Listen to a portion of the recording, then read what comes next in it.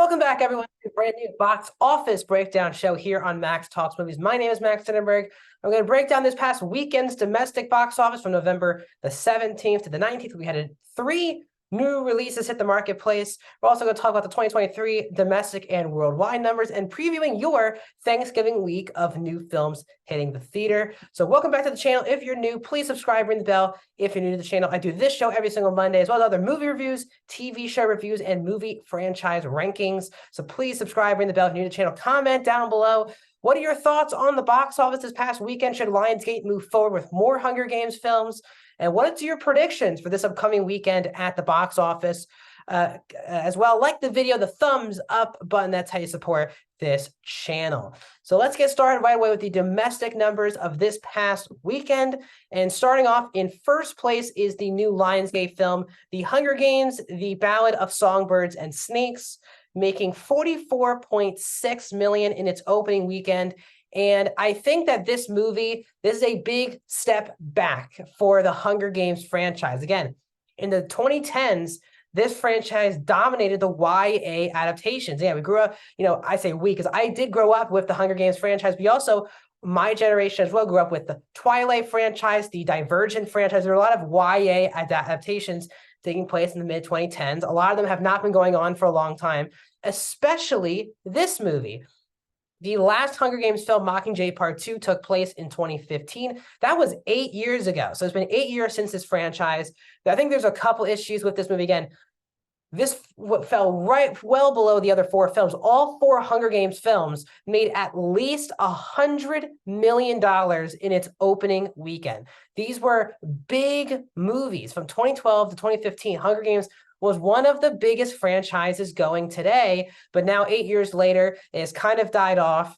I think another big problem for this movie from a perspective is Rachel Zegler, who I am a fan of, but again, not her personally. Over the last couple of months, she's really been in the headlines for all the wrong reasons the past couple of months. And even if you don't include that, she has not performed at the box office. West Side Story, which was her first breakout, first ever performance, she was the main character. West Side Story was a total disaster from a box office perspective. And then Shazam 2 also did terrible for DC and Warner Brothers, and she was one of the main characters of that movie. So Rachel Zegler is struggling to get anything off the ground from a box office perspective. Now, this is probably going to be one of her best movies from domestic perspective, but that puts a lot of pressure of her Snow White film, which doesn't come out until March of 2025, for that to hit and see, because that's her first true by herself leading performance of a movie. And I think she clearly, I'm not sure if she didn't help or helped this movie. The movie did skew very young, which makes sense. 18 to 24 was the heavy dose of people that went to the theater to see this movie, which makes sense because that's my generation, and my generation were kids when the original films came out. So that made sense, but it was predominantly female. So it seems like Zegler brought in a lot of women to the box office, but not enough women to the box office, as this is not a great number. There are no new Hunger Games books that are out. So we'll see if Lionsgate wants to keep moving forward with the franchise, but for the first time without any source material to back it up, or will they take a break at least unless the writer wants to make more Hunger Games books. It should be really interesting to see how this movie drops off. A lot of competition is coming, so I think get worried for a second weekend drop. Also, another problem, the movie's nearly 2 hours and 45 minutes. You're seeing a lot of movies that people just want to wait at home if there's movies that length.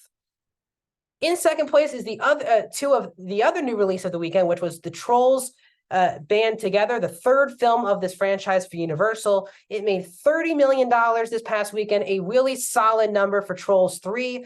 Again, this has not been an outrageously successful box office perspective franchise.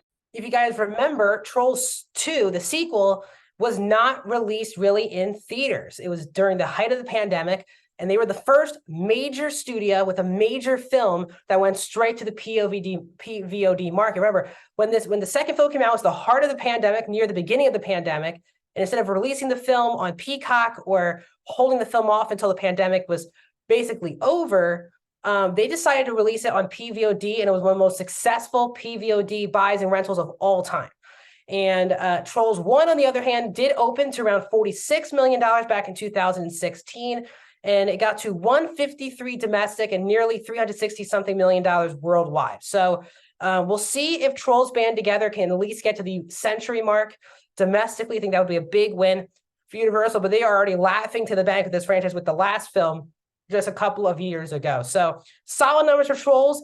It is now bringing in competition for the big new animated film that hit theaters this upcoming weekend, which we'll talk about at the end of the video. The other new release also comes in number 3, and that is the horror film from Sony, Thanksgiving, from director Eli Roth.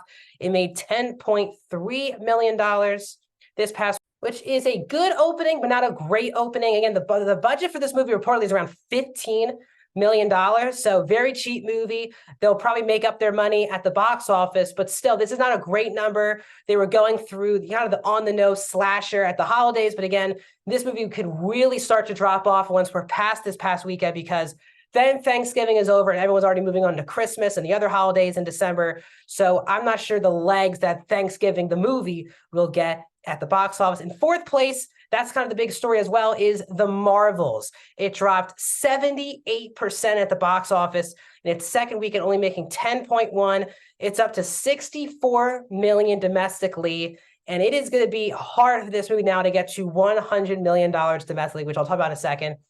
Major drop off for The Marvels, not a lot of positive reception. I feel like people are now realizing the Marvel problem here, which is that for the casual Marvel fan, they have no idea, unless they've seen 2 shows on Disney Plus, who 2 of the 3 main characters of this movie are. And while the first Captain Marvel made $1 billion, it was the only film in between Infinity War and Endgame, one of 2 films between Infinity War, but it really had a boost because it came out a couple of months before Endgame. And this movie is a total disaster. Again, Miss Marvel was one of the least watched, what was the most least watched MCU show. She is one of your 3 main characters. I'm not going to knock Iman Vellani. She's my favorite part of this film. I really enjoyed her show, and she's fantastic overall for the MCU. But business-wise, the show didn't do anything, and now her movie does not do anything as well. Again, is making Marvel fans feel like they have to do homework by watching both WandaVision and Miss Marvel to know what's going on, and Secret Invasion to know what's going on in this movie.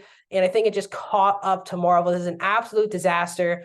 Now, again, every single film of the MCU has made at least $100 million domestically. The lowest film is The Incredible Hulk, which made $132 million domestically. The Marvels will not get to 132 domestic. So it'll be the least, again, the worst numbers ever for the MCU domestically. And if it doesn't make $100 million, that'll be an absolute total disaster for Marvel and the MCU. Again, they only have 1 film coming out next year in Deadpool 3, but this is a big warning signs that Marvel is in trouble, which is not helping movie theaters, that the Marvel and DC brands are in such shambles, as it's clearly hurting theater owners and the box office at the moment, with them not being up to quality at the moment.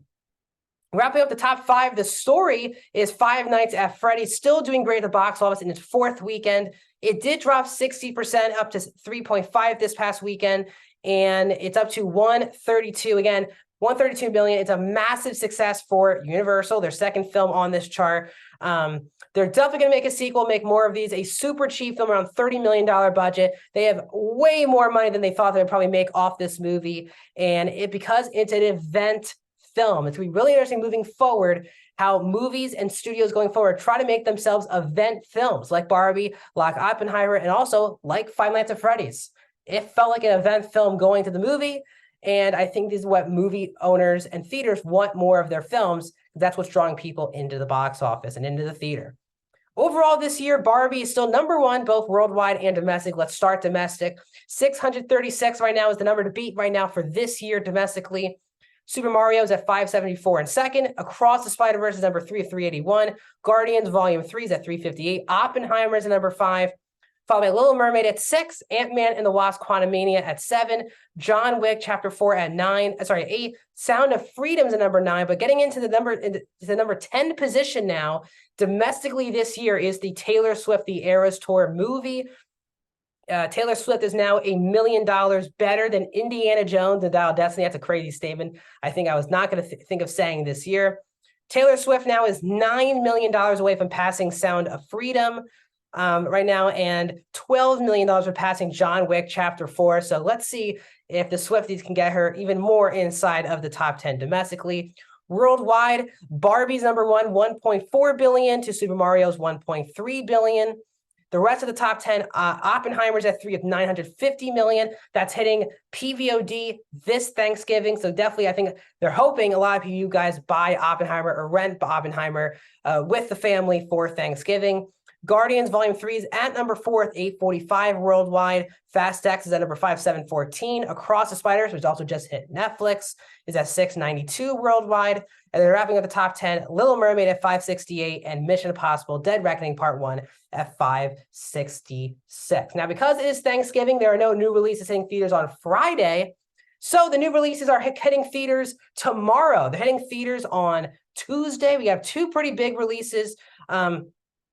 First coming out will be Wish, the new Disney animated film. They are in shambles right now in Disney animation.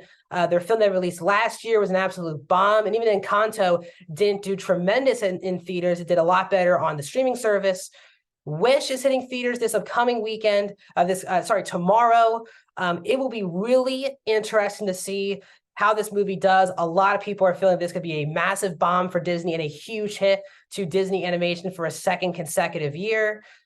We will see if it can do anything at the box office. And also a award film, Napoleon, obviously starring Joaquin Phoenix and directed by Ridley Scott, a big awards film, is hitting theaters as well tomorrow. So those are the two big releases hitting theaters for Thanksgiving, as well as we'll see how Hunger Games does, Trolls, Thanksgiving do with the holiday, and how much more does the Marvels fall at the box office. For this YouTube channel in particular this week, you'll get my review of Wish tomorrow here on the channel, as well. You get reviews of Invincible, the last episode of this part of season 2. That review will be out on Friday. Other reviews are coming to the channel soon, so stay tuned. I'll see you guys next Monday for another episode of the Box Office Breakdown.